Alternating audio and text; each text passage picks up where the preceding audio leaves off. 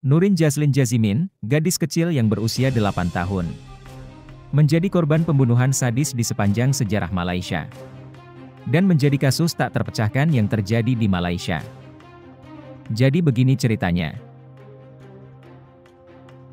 Kisah tragis Nurin bermula ketika bocah 8 tahun itu pergi ke pasar dekat dengan flatnya pada tanggal 20 Agustus 2007 malam.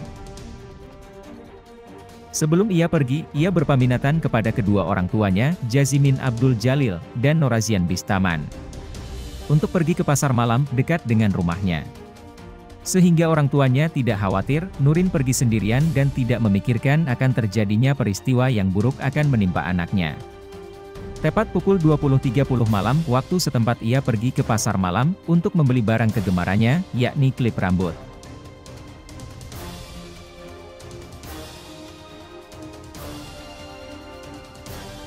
Setelah menunggu lama kedua orang tua Nurin mulai khawatir, lantaran anaknya tak kunjung pulang ke rumah.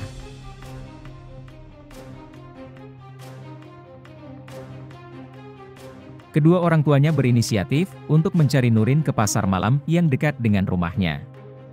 Orang tua Nurin bertanya kepada penjaga toko yang ia temui di pasar malam. Namun sayang tak ada orang yang melihatnya. Tak menyerah, orang tua Nurin pun mencari sampai ke jalan-jalan kecil. Takut bila anaknya tersesat, orang tuanya pun khawatir, lantaran anaknya mempunyai riwayat penyakit ginjal, dan juga darah tinggi. Karena orang tua Nurin tak kunjung menemukan anaknya, orang tua Nurin pun melaporkannya kepada pihak kepolisian. Polisi pun langsung bergerak dan bergegas mencari Nurin, setelah mendapati laporan itu.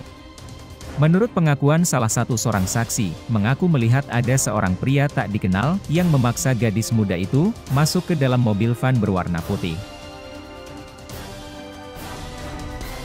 Berita tentang hilangnya Nurin muncul di TV-TV, dalam waktu sekejap, berita tentang hilangnya Nurin tersebar ke seluruh penjuru Malaysia. Namun tak ada seorang pun yang mengetahui keberadaan Nurin. Berita kehilangan Nurin pun menggegerkan publik Malaysia. Banyak orang tua yang khawatir, terutama yang memiliki anak seumuran Nurin.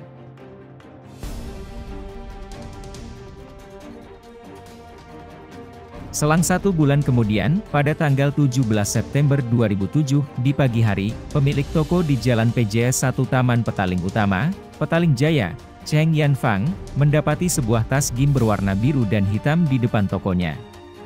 Saat itu Cheng berpikir bahwa tas itu milik manajernya, Jack Yeo Hwat Lip, yang kebetulan saat itu baru pulang dari Singapura. Saat pukul 9, Jack datang dan Cheng langsung memberitahu bahwa ada tas gim berada di depan toko, dan menanyakan apakah tas itu milik Jack. Tetapi saat Jack melihatnya, ia mengklaim bahwa tas itu bukanlah miliknya. Cheng yang penasaran, akhirnya membuka tas itu. Dan sangat terkejut karena hal pertama yang ia lihat adalah sepasang kaki, ia segera menelpon polisi. Tak berselang lama, polisi pun datang dan langsung membawa mayat itu untuk diotopsi. Setelah diotopsi, mayat dalam tas itu teridentifikasi atas nama Nurin Jaslin Jazimin, yang diberitakan menghilang 1 bulan yang lalu. Lalu polisi memberikan kabar kepada kedua orang tua Nurin. Kedua orang tuanya pun tak percaya, bila mayat yang ada di dalam tas itu adalah putrinya.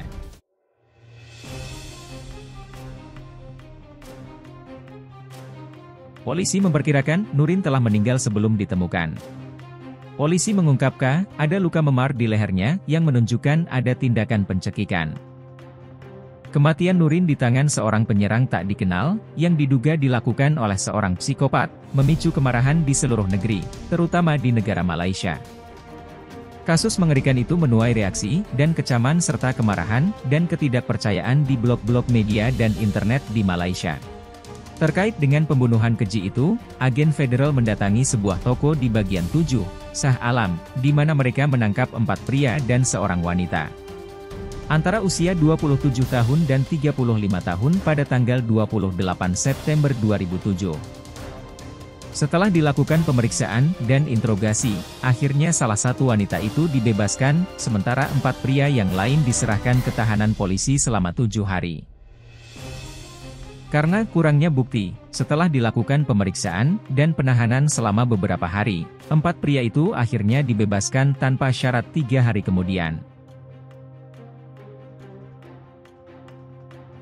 Polisi kemudian memberi imbalan Rp10.000 Malaysia, atau sekitar 35 juta rupiah, bagi mereka yang memberikan informasi yang mengarah pada para pelaku pembunuhan terhadap Nurin.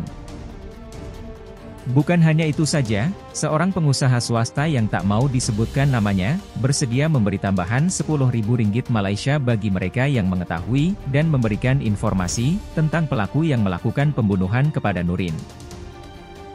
Pada tanggal 2 Oktober 2007, polisi menangkap seorang wanita berkebangsaan Indonesia di Pasar Nilai, Negeri Sembilan, Malaysia. Waktu polisi akan menangkapnya, wanita itu mencoba untuk menelan kartu SIM yang dibawanya.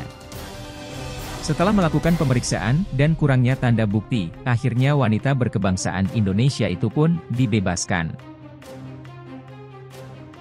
Pada tanggal 11 Oktober 2007, polisi merilis 2 rekaman video yang ditangkap oleh kamera CCTV dekat sebuah toko di Petaling Utama, Petaling Jaya, di mana tas olahraga itu yang berisi mayat Nurin ditemukan.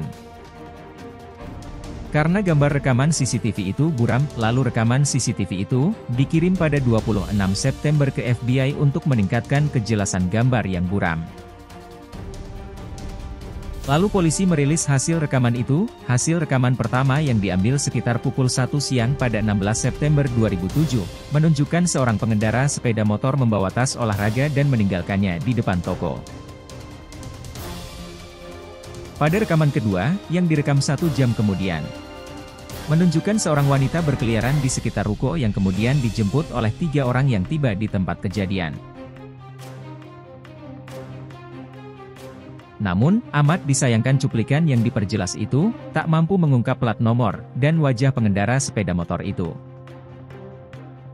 Sampai detik ini, bertahun-tahun lamanya, polisi pun belum bisa mengungkap, siapa pelaku yang begitu kejam, yang menghabisi nyawa gadis cantik itu.